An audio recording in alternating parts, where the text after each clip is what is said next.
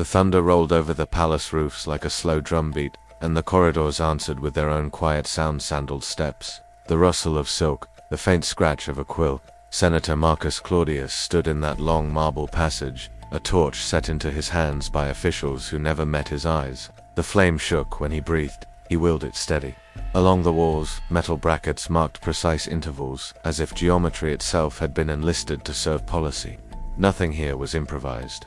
Everything had a measure, a distance, a procedure. Even the fear felt organized. A clerk in a recessed alcove turned pages of an imperial ledger. Names became entries, entries became numbers, numbers became outcomes. A column for date, a column for origin, a column for reason. Reason's such a comfortable word for what power decides to do.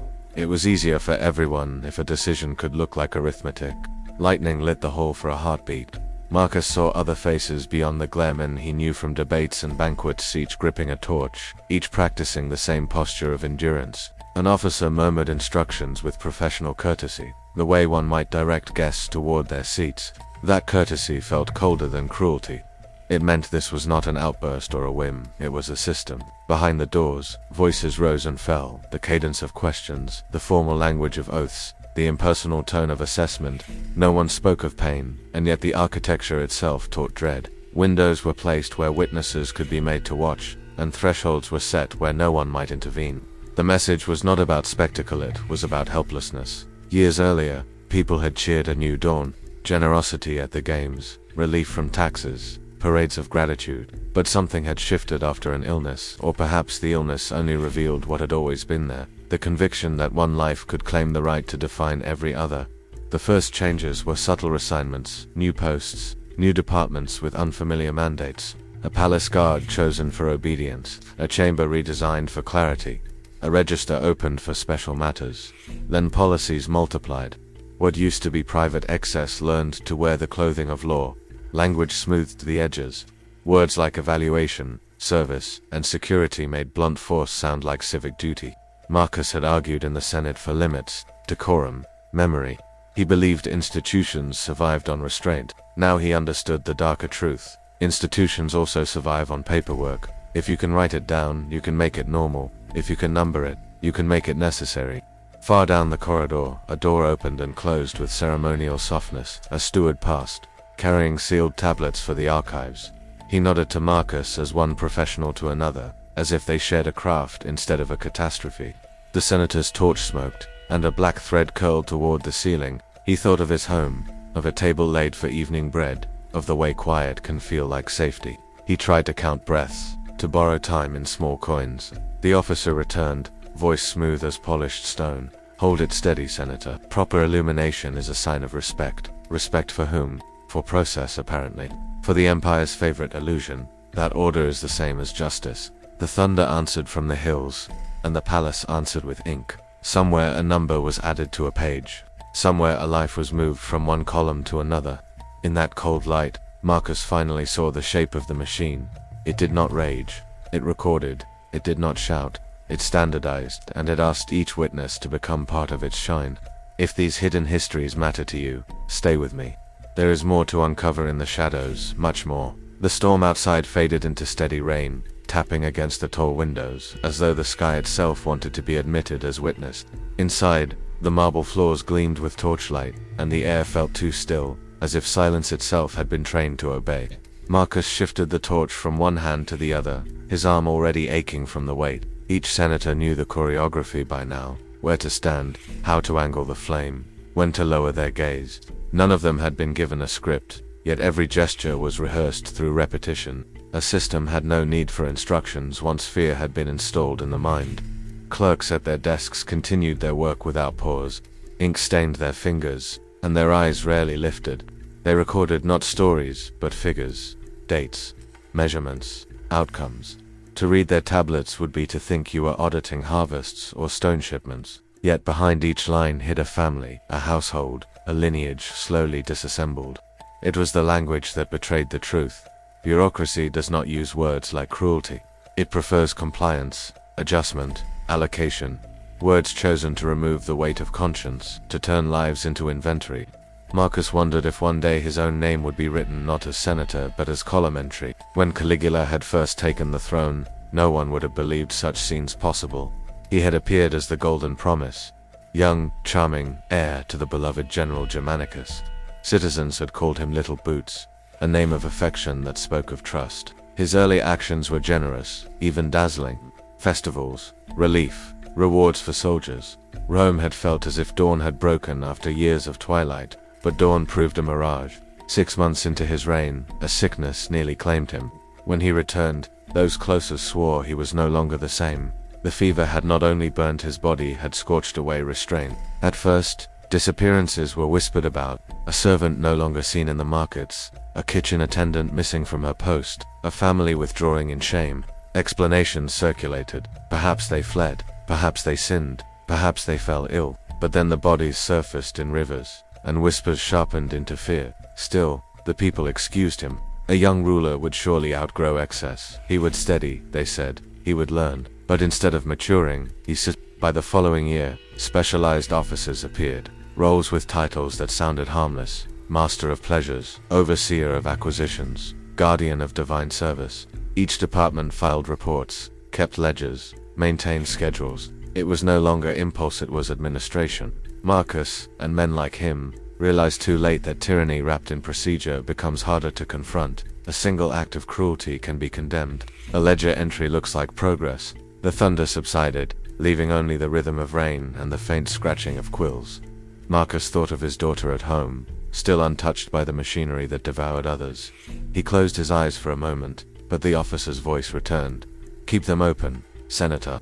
The Emperor values vigilance," so he opened them again, staring into the corridor's endless geometry, where each flicker of light carved shadows that resembled bars. Somewhere deep inside, he felt what all the fathers felt, but could not voice that. Their torches did more than illuminate halls. They illuminated complicity. To stand and hold the flame was to admit that power had reached into their very bones. Yet who could defy it? Who could lay down the torch without endangering everything they loved? And so, the empire continued. Stone, ink, flame, silence. Rome, which had once built aqueducts and amphitheaters, now perfected a darker invention, the industrialization of fear. And Marcus, trembling beneath the weight of duty and love, learned the hardest lesson of all. Sometimes survival meant surrendering to the ritual, even as your soul recoiled. But history remembers. The ruins remember. And tonight, you too will see how that memory was carved not in marble but in human silence. Stay with me. The rain had slowed to a mist, and with it came a deceptive calm that made the palace feel like a tomb dressed in gold. The torches along the walls hissed softly, smoke curling into the high ceilings where painted gods watched in silence. Marcus held his torch as ordered, and though his face remained outwardly calm, his mind roared with questions. How had Rome, so proud of its laws, its dignity, its traditions, become a place where silence replaced justice, and ritual replaced compassion? The answer was written not only in the emperor's desires, but in the compliance of those around him. It began with small compromises. A senator excused one excess, thinking it harmless. A general dismissed one disappearance, believing it isolated. A priest justified a new ritual, claiming divine precedent. Step by step, excuse by excuse, the extraordinary became ordinary. And when ordinary life wears the mask of cruelty, no one notices when lines are crossed. Marcus had argued once, raising his voice in the Senate to warn against unchecked authority. His colleagues had avoided his gaze, unwilling to share his courage. He was left to stand alone, and he learned quickly that the empire did not punish dissent with open blows. It punished with waiting. Now the waiting was over. His presence in that corridor, torch in hand, was not a coincidence but a lesson. The system did not need him to act, it needed him to witness, to watch and to accept. To stand still while the ledgers recorded names and the corridors swallowed echoes. That was the true genius of this cruelty. To turn protectors into onlookers, to make silence itself a form of participation. The empire thrived not on the will of one man alone, but on the obedience of thousands. Clerks continued their meticulous work, their faces emotionless as they catalogued humanity into neat columns. To them, it was not horror but routine, an endless stream of figures. The empire had discovered a dangerous secret. Once pain is reduced to numbers, it becomes tolerable. Once it is filed under policy, it becomes invisible. The marble pillars gleamed with reflected firelight. But Marcus no longer saw grandeur. He saw a prison, not of stone, but of duty. Each senator, each father, stood chained by the same invisible bonds: the need to protect their families by yielding, the fear of losing everything if they resisted. The rain outside grew lighter, and with it, a faint wind carried the scent of wet earth into the hall. It was the only reminder that, beyond these walls, life still carried on, children still laughed, mothers still cooked meals, farmers still worked fields. That contrast cut deeper than cruelty itself. Rome was an empire of paradoxes, building aqueducts to nourish, while constructing chambers to destroy, writing poetry to honor the gods, while drafting ledgers to reduce souls to statistics. Marcus's hand trembled, and he clenched the torch harder, forcing steadiness. He thought of the generations that would follow, of daughters who might never understand why their fathers stood so still, why their voices stayed silent. He feared they would inherit not courage but resignation, not freedom but the memory of compliance. And yet, the system ensured he had no choice. His silence was survival, his endurance the only shield left. This was Rome's new face, a place where cruelty became architecture, where fear became ceremony, and where fathers became symbols of powerlessness. And Marcus, like so many before him, learned that the greatest violence was not always in the act itself, but in the way it forced even the innocent to hold the torch steady. The palace still hums with those lessons. Its corridors still echo, not with screams, but with silence so heavy it bends the soul. And we must follow this silence further, for it leads us to the heart of an empire that traded compassion for control.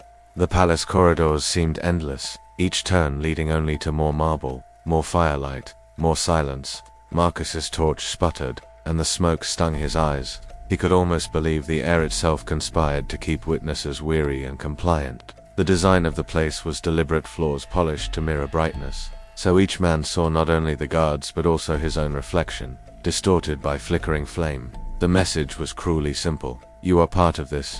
Even if you speak no word, even if you lift no hand, your presence confirms the process. The scribes continued their work nearby, whispering to one another in the clipped tones of administration.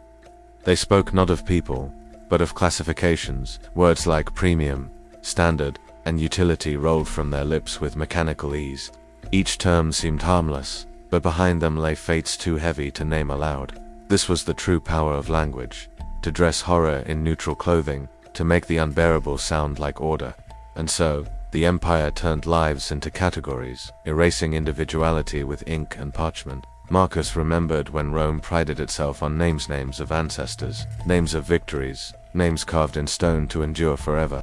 Now those names were dissolving into ledgers, replaced by numbers. What was once identity became inventory. What was once a daughter became an entry. He wondered if memory itself would soon collapse under the weight of so many records, if Rome would forget its children as easily as it forgot its promises. The transformation of cruelty into procedure had happened so gradually that few recognized its danger. At first, people believed the rituals were rare, isolated, perhaps even exaggerated. But when a system repeats itself, when it writes down its actions and files them away, denial becomes impossible. Every tablet preserved in archives, every report sealed with wax, added another layer of permanence. This was not impulse, this was policy. And policy, once established, spreads like wildfire. Outside, the rain had stopped, the storm had passed, but the thunder seemed to linger in memory, as though the very air carried echoes of what had unfolded. Marcus thought of his colleagues who had once toasted to Caligula's health, believing him to be Rome's savior. They had cheered his generosity, welcomed his charm, trusted his bloodline. Now many of those same men stood here, torches trembling in their hands, unable to meet one another's eyes. Rome had not simply been betrayed by its emperor, it had betrayed itself by applauding too soon, by excusing too often, by remaining silent too long. The guards shifted their weight, their armor creaking softly. They too were bound by the system, though their chains were forged from loyalty and fear. For them, duty meant obedience, and obedience meant survival. Perhaps they told themselves they were only following orders. Perhaps they believed history would not remember their faces.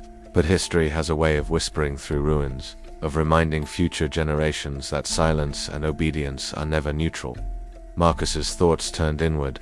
He wondered how many more nights like this he could endure before his spirit fractured, how many more times he could stand with a torch in hand, while his heart burned hotter than the flame. He prayed, not to the gods of Rome, but to the fragile hope that someday, someone would remember, that the ruins would outlast the empire's excuses. But the truth, even buried under ledgers and procedures, would rise again. And perhaps that is why we still speak of these nights. Because they teach us a lesson Rome tried to bury, that the greatest danger is not only the cruelty of one ruler, but the machinery of silence that allows cruelty to thrive. Marcus held his torch, and in that simple act, he became both victim and accomplice. And that duality, the collapse of protector into participant, is what made this system more terrifying than any single act of violence. The flame wavered, steadying again, as though even fire had learned the rhythm of obedience. The corridor stretched on, endless, oppressive, waiting for the next name, the next entry, the next silent witness. And Rome continued, draped in gold, while its foundations cracked beneath the weight of what it had chosen not to see. The hours passed without measure, as though time itself had been conscripted into the emperor's service. Marcus's arm ached from the torch, yet he did not dare lower it. Around him, the other senators stood in the same rigid posture, each a statue carved from duty and despair. The corridor had become a theater, not of spectacle but of silence and endless rehearsal of obedience. The torches flickered, casting wavering shadows that seemed almost alive, as if the walls themselves carried the memory of what had been done within them. By now, Marcus understood the true nature of this machinery. It was not rage, not even indulgence, but method. Cruelty had been distilled into procedure, and procedure had become tradition. What began as whispers of excess had grown into a ritual so entrenched that to refuse participation felt as impossible as refusing gravity. The empire had turned private corruption into public duty, ensuring that every man of rank bore some share of the stain. Guilt became communal, and in that shared weight, resistance dissolved. In the stillness, Marcus thought of his daughter, her laughter, her innocence, her trust. He thought of how children looked to fathers as shields against the world, and how here, in this place, shields were shattered deliberately. That was the most insidious part, not the act itself, but the way it broke the bond between protector and protected. Fathers who should have defended became witnesses. Mothers who should have comforted lived in dread. Children who should have grown in safety learned instead that survival meant silence. The storm outside had passed completely, leaving the air heavy with the smell of wet stone. From a distance, Rome must have seemed at peace, its markets bustling, its temples filled, its citizens carrying on with daily life. Yet beneath that surface, the empire's heart was corroding. It was not invaded armies that threatened Rome, but the rot within, the loss of trust, the normalization of cruelty, the erosion of human dignity disguised as ceremony. A scribe closed his ledger with a soft snap, sealing another day's entries. To him, it was just paperwork. To Marcus, it was proof that nothing in Rome escaped record, that even despair could be catalogued, bound, and preserved. He wondered if future generations would find these ledgers in some ruined archive. Would they understand what the numbers meant? Would they see not columns but faces, not statistics but lives? Or would they, too, be lulled by the neutrality of ink, believing the empire's story rather than its victims? At last, the corridor emptied, the torches were collected, the clerks dismissed, the guards relaxed their posture. Marcus walked out into the night, the cool air hitting him like a wave. He should have felt relief, but instead he felt hollow. The rain-slicked streets shone under the moonlight, and Rome sprawled before him majestic, eternal, unshaken. Yet he carried with him the knowledge that majesty often hides decay, that eternity can be an illusion, and that silence is its own kind of betrayal. He knew he would return again, summoned by the same commands, holding the same flame, and each time a little more of him would vanish, reduced not by age but by complicity. That was the empire's true design, not merely to destroy lives, but to break spirits until survival itself felt like surrender. The ruins that remain today still whisper these truths. Empty torch brackets along crumbling walls, fragments of ledgers unearthed by archaeologists, testimonies scratched into stone by desperate hands all, remind us that when cruelty wears the face of order, when silence is demanded as proof of loyalty, entire civilizations can collapse from within. So remember this. Power unchecked is never just about one man. It is about the system that records, organizes, and sustains his will. Rome fell not only to enemies at its gates, but to the shadows it cultivated within. And as we walk through history's ruins, we must ask ourselves, what torches are we holding steady today, and at what cost? Because some flames do not light the way, they only reveal the darkness we have agreed to ignore.